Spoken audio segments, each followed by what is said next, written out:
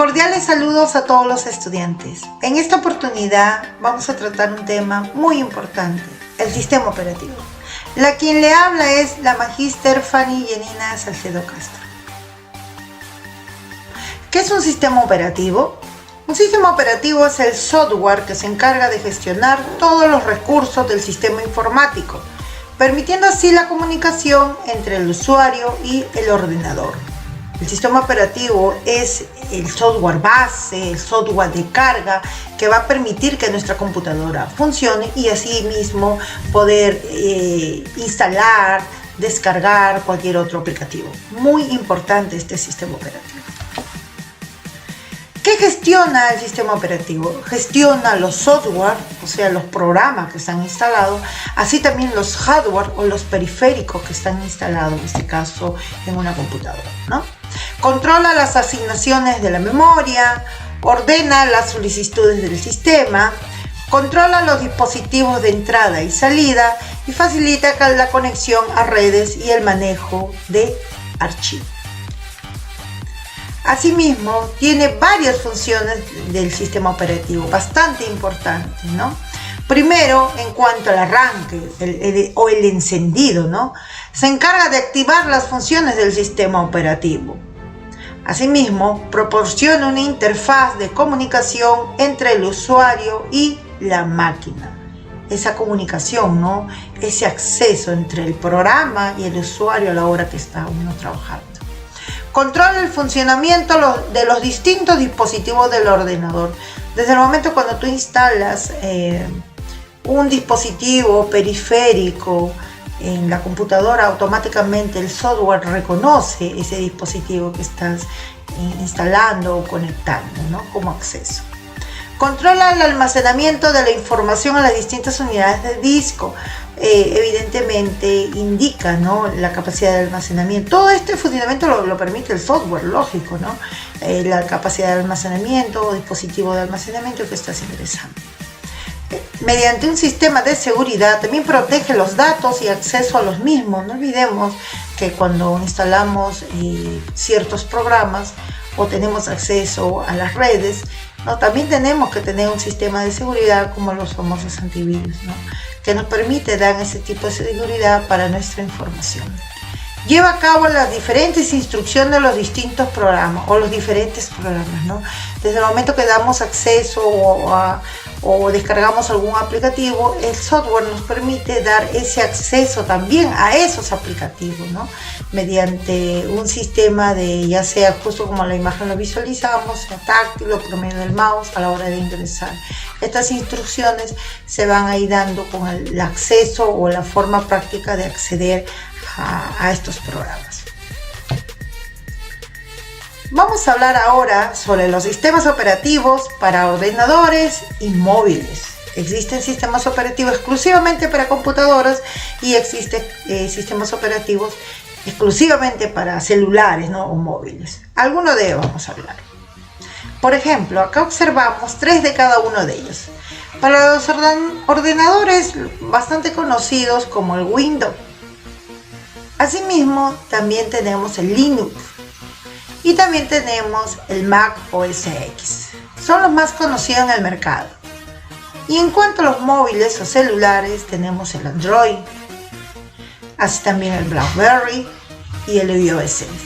Todo esto, si ustedes se dan cuenta, son sistemas operativos que va a permitir que funcione o cargue o como un sistema base bastante importante para poder nosotros recién poder instalar otros programas. Estos son los más conocidos en el mercado. Ahora vamos a conocer la historia de Microsoft Windows, ¿no? Desde el Windows 1 hasta el actual, ¿no?, que es el Windows 11. En realidad ha sido un proceso de evolución, un proceso de interfaz, un proceso de programación, un proceso de la cual se ha ido evolucionando, ha visto muchos cambios, muchas expectativas, pero todo con el fin de satisfacer las necesidades del usuario, ¿no? Y asimismo, ¿no?, adaptación de acuerdo a las computadoras que van saliendo al mercado, ¿no? Desde la creación de una computadora desde el inicio hasta la actualidad tener unas pequeñas lactos, ¿no? O sea, todo esto ha sido un proceso tanto de evolución y adaptación de software y hardware, ¿no? Desde el Windows 1, que fue creado en 1985, que fue uno de los primeros programas que lanzó Bill Gates, porque él es creador de Microsoft y al mismo tiempo uno de los pioneros en de este programa, de este sistema operativo, desde el Windows 1 de 1985 hasta el Windows 11, que es en la actualidad, ¿no? Uno de los programas o sistemas operativos que tiene gran alcance en las computadoras cuando hacemos uso, ¿no?, de los diferentes aplicativos. Desde Windows 1, Windows 3.1, Windows 95, que ahí se empezó a tener una interfaz ya bastante acomedido, ¿no?, bastante amigable, pero el boom de todos los Windows fue desde el Windows XP, lanzado en el 2001, ¿no? Una interfaz bastante interesante, con acceso a opciones, ¿no?, con acceso a aplicativos que te dan con una vista bastante amigable, ¿no? Después tenemos el Windows Vista, Windows 7, el Windows 8, el Windows 10. Este Windows 10 que desde el lanzamiento del 2015 hasta la actualidad incluso todavía se sigue usando. ¿Por qué? Porque es bastante accesible, bastante animoso visualmente, tiene mucha acogida. En las estadísticas es uno de los Windows que son los más utilizados. Actualmente ya estamos con el Windows 11, que ha sido lanzado desde años anteriores, desde el año pasado, pero todavía no hay esa acogida como lo tiene Windows 10. Si nosotros hacemos una estadística, vamos a darnos cuenta que el Windows 10 es el que tiene gran aceptación mundialmente, ¿no? Así que bastante interesante en cuanto a la evolución de los Windows. Hablamos de aplicativos informáticos. Los aplicativos informáticos, bastante indispensables para los usuarios. ¿Por qué? Porque nos permite facilitar, satisfacer nuestras necesidades de acuerdo a estos software o aplicativos de diferentes opciones, ¿no? Por ejemplo, son programas diseñados para realizar operaciones o funciones específicas. ¿Facilitan ciertas tareas complejas? Sí. ¿Con el fin de qué? De hacer nuestra vida más sencilla en cuanto a las experiencias informáticas de los usuarios. Es verdad, ¿no? O sea, nosotros optamos de instalar un programa bajo ciertas necesidades o porque nos facilite ciertas opciones laborales o de profesionales, ¿no? O sea, nos brinda, ¿no?, una facilidad, nos brinda una opción de poder solucionar nuestras expectativas, ¿no?, bajo un aplicativo, que es un aplicativo informático. Entre ellos tenemos varios, ¿no? Por ejemplo, el paquete de Office, ¿no? Ni qué decir, aquí tenemos Word, Microsoft Word, Excel, tenemos Publisher, PowerPoint, Access, así también Outlook, ¿no? En cierta forma, este paquete completo, ¿no?, ¿qué podemos decir? Nos facilita un montón de opciones para nuestras opciones laborales, de educación o profesionales, ¿no? También tenemos los navegadores que son opciones para poder nosotros tener ese acceso, ¿no?, a la opción de ingresar al internet y poder optar por muchos buscadores. También tenemos las programación, porque también existen aplicativos para programación, para la creación de programas, ¿no?, como el JavaScript, como el Ruby, como el Python, y así sucesivamente. Y otros de los aplicativos conocidos, también tenemos los diseños gráficos, como CorelDRAW, Photoshop, Designate, Illustrator, ¿no?, y muchos más, ¿no?